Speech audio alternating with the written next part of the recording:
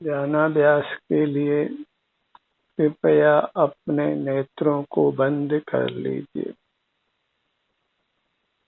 बाहर से अपना ध्यान हटाइए और अपना ही अनुभव कीजिए।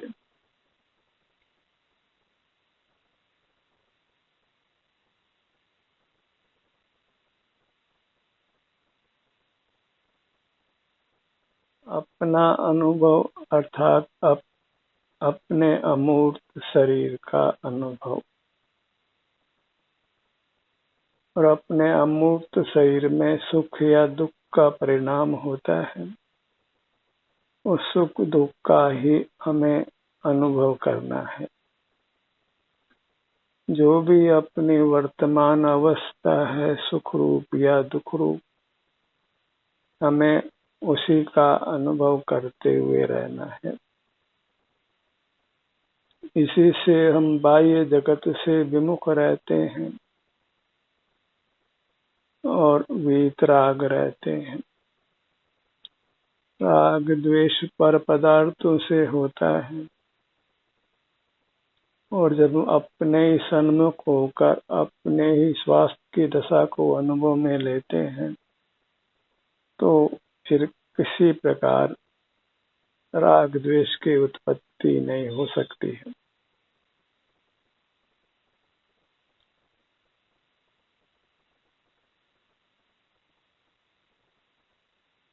अपने दृष्टि को अपने सिर से पांव तक यहीं रखना। इतने मात्र से जीव कर्मों के बंधन से छूटता है। इतना मात्र सुखी होने का मार्ग है, दुख निवृत्ति का मार्ग है, परमात्मा होने का मार्ग है।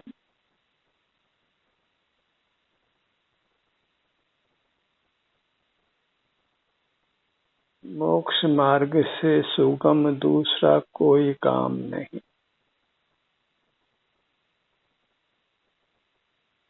इसीलिए इसको विश्राम की स्थिति कहते हैं। स्वरूप विश्रांति, अपने स्वरूप में विश्राम।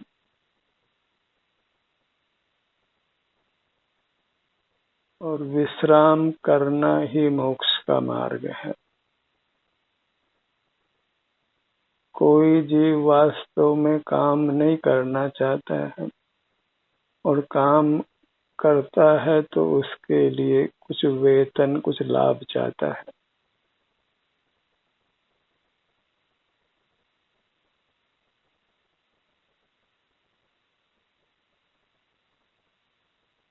और मोक्ष प्राप्त करने के लिए, दुखों से निवृत्त होने के लिए, सुख का अनुभव करने के लिए कुछ भी काम करने की आवश्यकता नहीं है।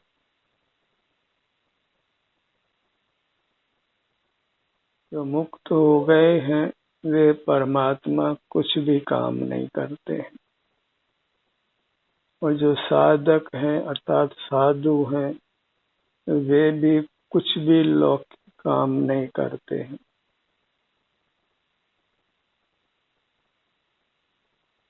जो गृहस्थ हैं और रुचिवंत हैं वे भी अधिकाधिक समय निकाल कर बाहर से विरक्त रहते हैं और अपने में अनुरक्त रहते हैं। बाहर में रुचि नहीं रखते हैं, अपने में ही रुचि रखते हैं।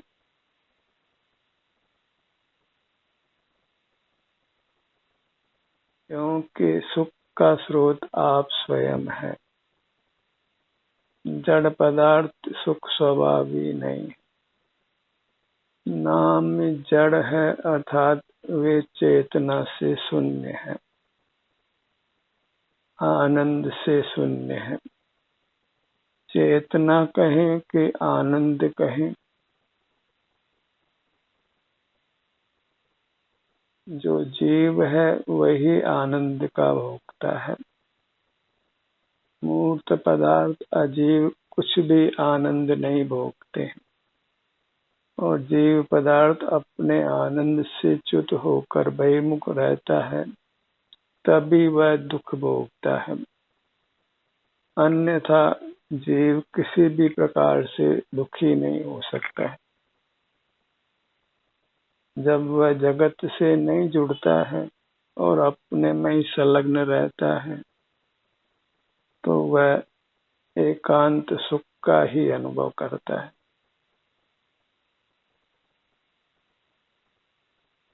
कसाय और पाप परिणामों से होने वाली आकुलता को नहीं भोगता है।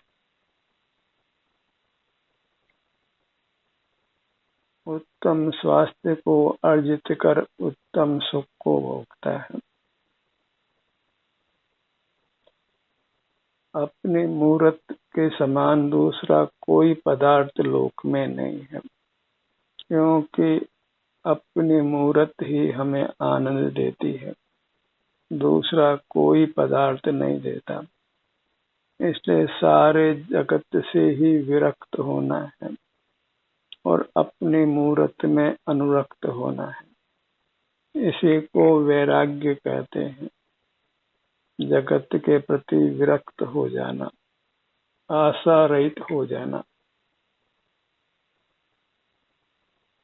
और पर से जो सुख की आशा है, उसी को पिशाचिनी कहते हैं। जैसे पिशाचिनी सुंदर रूप दिखाती है और समीप आने पर मार देती है, ऐसे यह मूर्त जगत है।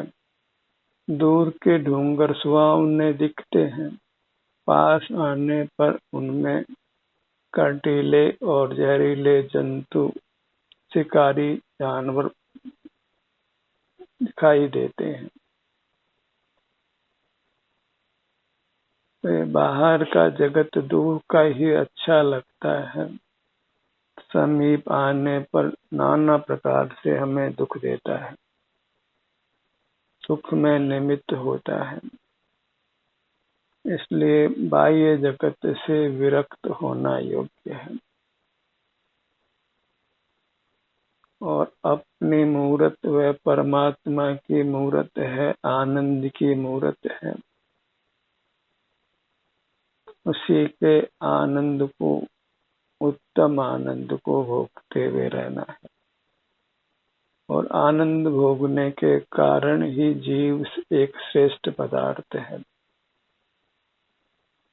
और आनंद को भोगने के लिए न कुछ काम करना पड़ता है, न कुछ अर्थ व्यय करना पड़ता है, न कहीं जाना पड़ता है, क्योंकि आनंद तो स्वयं का ही स्वरूप है। सिर से पांव तक यही ध्यान लाना माने आनंद को भोगना। और जब बाहर से विरक्त हो जाते हैं तो वृत्ति बाहर नहीं जाती है, तो फिर वह वृत्ति अपने आनंद को ही भोगती है। फिर वहाँ किंचित भी कोई क्लेश नहीं है, किसी के संग की आवश्यकता नहीं है, किसी की पराधीनता नहीं है। आप आपका ही अनुभव करता हुआ उत्तम और शाश्वत सुख को भोगता है। यही शुद्ध जीव का स्वरूप है।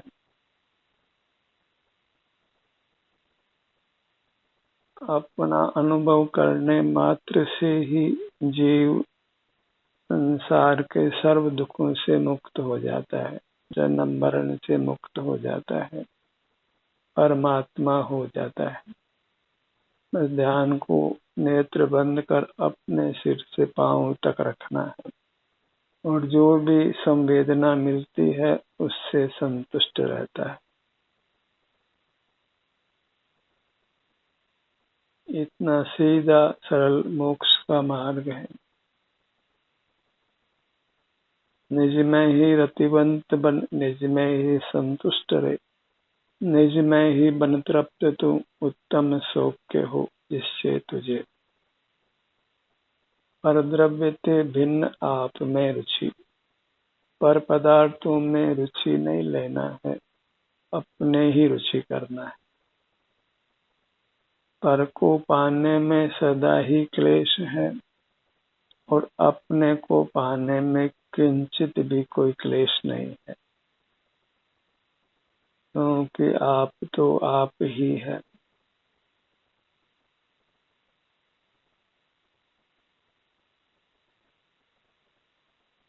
जहाँ भी इष्ट हो वहाँ अपनी मूर्त में अपने ध्यान को रोकिए। और वास्तव में तो जब हम पर से विरक्त हो जाते हैं, पर सन्मुख नहीं होते, तो सब मोक्ष मार्ग फिर स्वयं हो जाता है, अनुभव भी स्वयं हो जाता है, करना नहीं पड़ता है। और इससे सुगम और क्या हो सकता है। ध्यान भी करना नहीं पड़ता हो जाता है, क्योंकि फिर वृत्ति बाहर जाती ही नहीं है और अपने में तो है ही। बस केवल बहिर्मुखता को रोक देना है। बाह्य जगत कुछ भी नहीं मेरा और न बाह्य जगत का मैं, यह निश्चय कर छोड़ बाह्य को, मुक्ति हेतु नित्य स्वस्थर में। बाहर तो समझ लीजिए कि कर्फ्यू लगा है, अपनी खिड़की से बाहर देखना मना है। जब स्ट्रिक्ट कर्फ्यू लगता है तो वो खिड़की खोलकर बाहर भी देखता है तो बंदूकधारी गोल दाग देता है। और यही स्थिति अपने साथ है। जब इंद्रिय रूपी खिड़कियों से हम बाहर झांकते हैं तो अपने क्षेत्र में जो कर्मण वर्गना है वह कर्म रूप होकर हमें सर्व ओर से बांध लेती है, तो देश प्रदेश को बांध लेती है। कर्म का यही आना है कि बाहर से भीतर भी उनको नहीं आना पड़ता। जहाँ हम हैं हमारे क्षेत्र में ही सर्वांग में कर्माण वर्गना पूरे ब्रह्मांड में है, इसलिए हमारे क्षेत्र में भी है।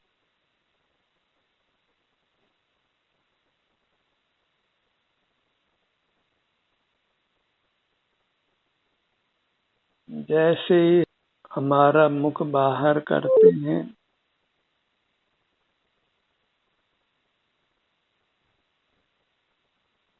हमारे क्षेत्र में रही कर्मण वर्गना कर्म रूप होकर हमारे साथ बंध जाती, और जहाँ कर्म रूपी मैल चिपकता है तो वहाँ फिर सर्वांग में पीड़ा होने की संभावना बन जाती है। जैसे पाँव में एड़ी में जब मिट्टी चिपकती है तो फिर एड़ी फटती है, खून आने लगता है, वेदना होती है। बस मूर्त कर्म का संबंध नहीं हो, इसके लिए बस इंद्रिय द्वारों को बंद रखिए। मूर्त पदार्थों के स्पर्श रसगंध वर्ण और शब्द से होने वाले सुख का त्याग करिए।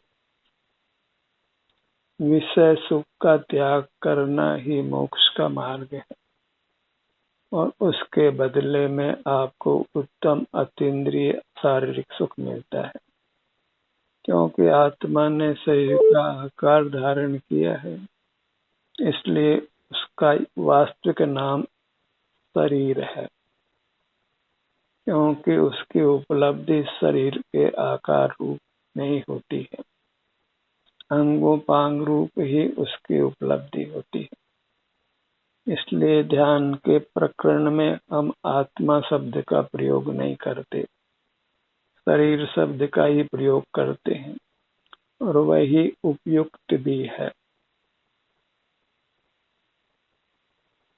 जैसे गेहूं से आटा बनकर रोटी बना ली जाए तो फिर उसको कोई गेहूं नहीं कहता, रोटी ही कहता है। ऐसे कर्म के संबंध से तीन लोकमान्य यह आत्मा जब शरीराकार होता है तो फिर उसको शरीर ही नाम मिलता है और सब उसका इसी प्रकार व्यवहार भी करते हैं कि मेरे शरीर में वेदना है, आराम है, हाथ में दर्द है, पांव में दर्द है। कोई भी व्यक्ति व्यवहार में आत्मा शब्द का प्रयोग नहीं करता, और कोई करता है तो ये पंडित और साधु भले ही करते हों, और उससे कुछ भी वास्तव में हित सिद्धि भी नहीं होती है, क्योंकि आत्मा के नाम से फिर वह आंखें फाड़ फाड़ कर ही देखता है कि क्या कहा, कुछ समझ नहीं आता है, कुछ मोक्ष मार्ग को प्राप्त नहीं कर पाता है। बस आत्मा शब्द को बोलकर हम बड़े पंडित तो कहला सकते हैं, पर उससे कुछ हित सिद्धि बिल्कुल नहीं होती है। हमारी अपनी मूर्त है, प्रतिमा है, वह शरीर के आकार है, और तो और परमात्मा को भी, उसकी प्रतिमा को भी शरीराकार ही बनाया जाता है। उस शरीर को ही सब परमात्मा के रूप में पूजते हैं। अपने शरीर को जो अमूर्त है उसको परमात्मा के रूप में, भगवान के रूप में नहीं देखते हैं, और परमात्मा से कुछ हित सिद्ध नहीं होता। हित सिद्ध तो अपने निज परमात्मा से होता है। अपना धन ही भोगने में आता है, दूसरे का धन नहीं भोगने में आता। और जो परधन भोगता है वह तो फिर चोर ही कहलाता है। किसी भी पर पदार्थ को भोगने वाला कुशील ही कहलाता है, सुशील नहीं कहलाता। तो जो इंद्रियों के विषय है मूर्त पदार्थ, उनको न देखना है, जानना है, न पाना है, न भोगना है।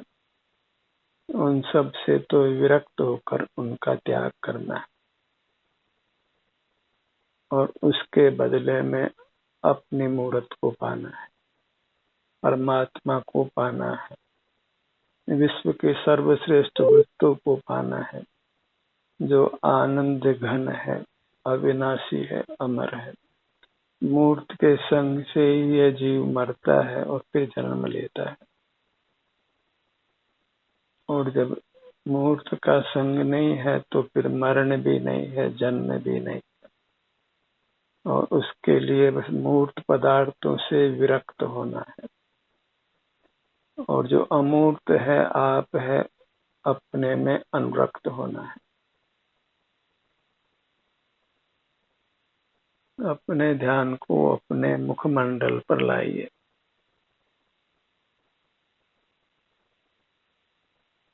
परमात्मा का मुखमंडल देखने की इच्छा हो तो वह कोई दिखाई तो नहीं देता है, पर उसका अनुभव ही होता है। तो अपने मुखमंडल का अनुभव करिए।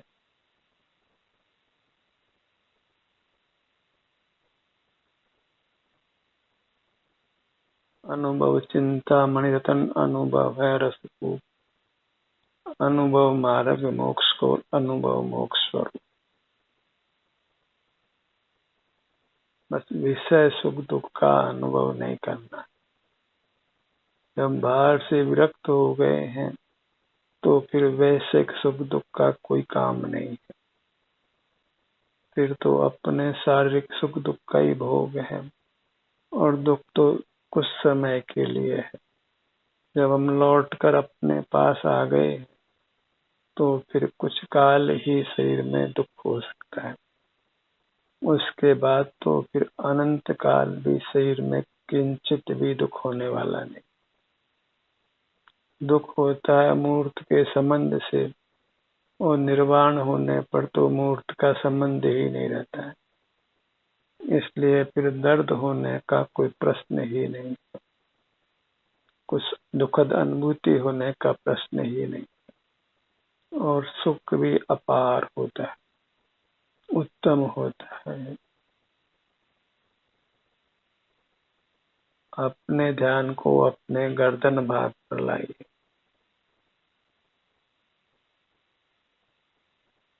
एक एक भाग के स्वास्थ्य की स्थिति को अनुभव में लेना है। पहले क्या था, आगे क्या होगा, इसका कुछ विचार नहीं करना, क्योंकि हमको फैलना नहीं है, सिमटना है। जो फैलते हैं वे ही नाना रोगों से ग्रस्त होकर मर जाते हैं।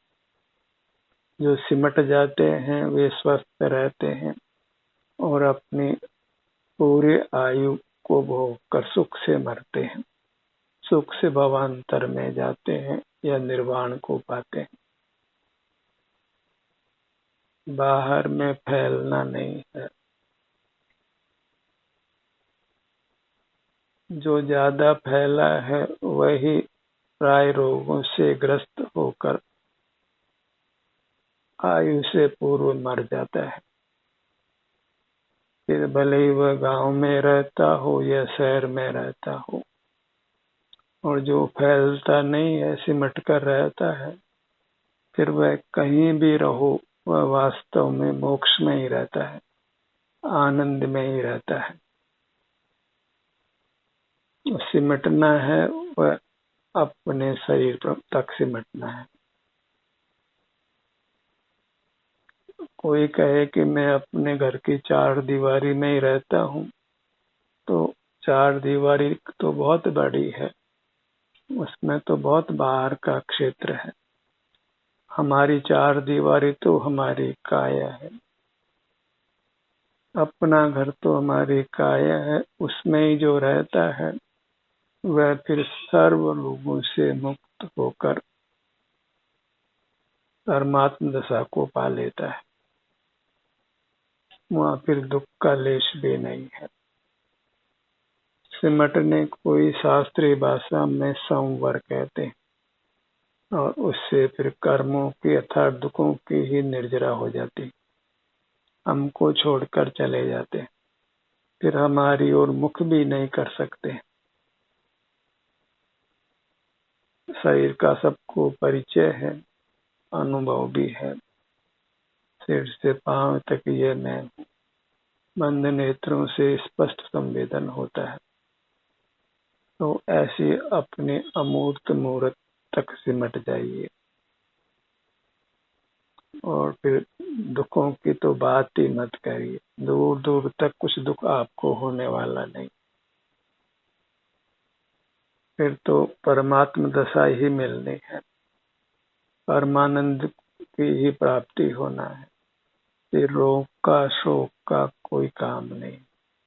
जहाँ बहिर्मुखता है वहीं विषयों का भोग है, वहीं रोग है, वहीं शोक है, वहीं मरण है।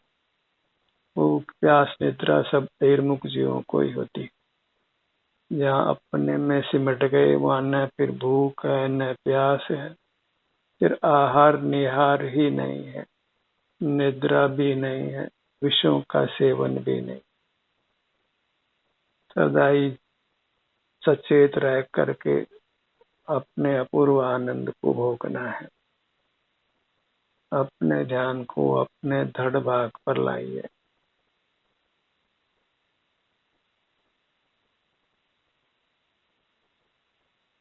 अपने इस आभ्यंतर अमूर्त शरीर का अनुभव करना रे भाई। यही देशना है, इतना ही मोक्ष का मार्ग है। मोक्ष अर्थात दुखों से मुक्ति का मार्ग। जब हम दुखों से मुक्त होते हैं तो उत्तम सुख को पा लेते हैं। क्यों दुख या सुख में से एक दशा जीव की नियम से होती। जब दुख नहीं है तो फिर सुख ही होता है। सीने का भाग, पेट का भाग, पीठ का भाग जब अपने सन्मुख रहने लगते हैं तो फिर निष्कंप दशा होती है। शरीर में कुछ भी भीतर बाहर हलन चलन नहीं होती।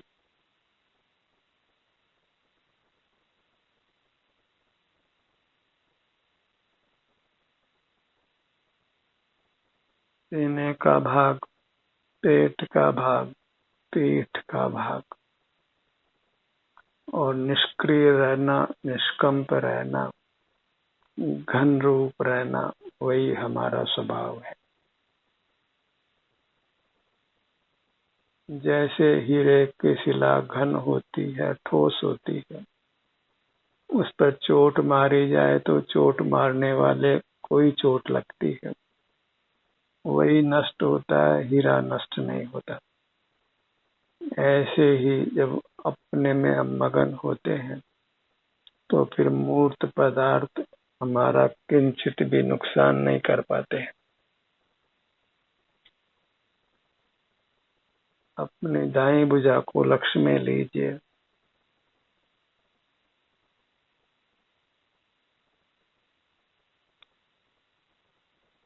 दाएं भुजा को लक्ष्य में लीजिए, दाहिना पैर, बायां पैर। अभी तो ये मूर्त काया हमारे संग है, पर जब हम अपने अनुभव रूप रहना प्रारंभ कर देते हैं और इसी में कुशल हो जाते हैं, पारंगत हो जाते हैं, तो फिर आयु पूरी होने के बाद ये मूर्त काया छूटती है और नूतन मूर्त काया प्राप्त नहीं होती। वही परमात्मा दशा है, परमानंद की दशा है। फिर मूर्त से जीव किंचित भी प्रभावित नहीं होता है और मूर्त पदार्थों के ज्ञान से भी रहित रहता है, इंद्रिय ज्ञान से रहित रहता है। मूर्त पदार्थ विषय कहलाते हैं, उनका जानना विषय भोग कहलाता है, तो वह जीव फिर विषय भोग से रहित रहता है। अपने ही आनंद को जो अतीन्द्रिय है, बिना मूर्त इंद्रियों की सहाय के होता है, स्वमेव परिणमता है। जब बाहर से हट जाते हैं तो यह जीव स्वयं ही आनंद रूप से परिणमता है, उस जीव को कुछ करना नहीं पड़ता है। परिणमन करना हर द्रव्य का स्वरूप है, और जब अपने सन्मुख होते हैं तो हम सुख रूप से परिणमन करते हैं, और बहिर्मुख रहते हैं तो दुख रूप से परिणमन करते हैं। तो दुख रूप से परिणमन नहीं करना इष्ट है तो बहिर्मुखता को छोड़ना है। बहिर्मुखता तो मूर्त काया के पराश्रय से होती है, अन्यथा नहीं होती। और मोक्ष दशा में तो मूर्त काया होती ही नहीं है, इसलिए बहिर्मुखता नहीं होती है। मूर्त पदार्थों का जानना नहीं, वे अपने सर्व मूर्ति का ही आनंद भोगते हैं। बाहर का कुछ भी जानना उनके नहीं है, वे निर्दोष होते हैं, और बाहर का जानना तो सदोष होता है। अपने मूर्त को ही विश्व का सर्वोत्तम पदार्थ जानकर, परमात्मा जानकर इसी से युक्त रहिए।